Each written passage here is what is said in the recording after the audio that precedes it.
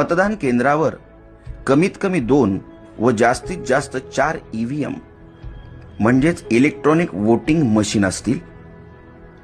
तुम्हाला मतदान एकूण 4 म्हणजेच अ जागा, ब जागा, क जागा व ड जागेसाठी करणे आवश्यकच आहे। उमेदवारांच्या संख्येनुसार या 4ही जागांची आखणी ईव्हीएम मशीनवर होईल।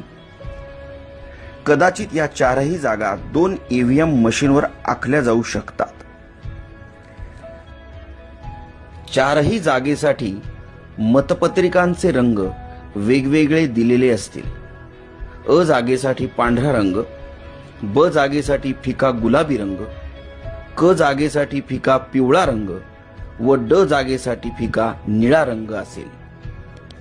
प्रत्येक मशीनवर उमेदवाराचे नाव व त्याचे निवडणूक चिन्ह असेल। अ जागेखालील योग्य उमेदवारासमोरील बटन दाबा, लाल लाईट लागेल। याचा अर्थ अ जागेसाठी मतदान प्रक्रिया पूर्ण झाली। ब जागेसाठी हीच पद्धत वापरा, क जागेसाठी हीच पद्धत वापरा, ड जागेसाठी हीच पद्धत वापरा।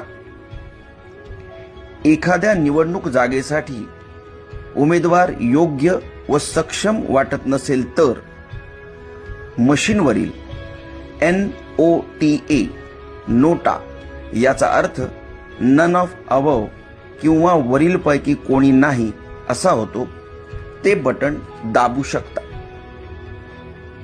पण जरा विचार करा, कारण तुम्ही भारत देशाचे सक्षम मतदार आहात आणि तुमचं एक मत देशाचं भविष्य बदलू शकतं।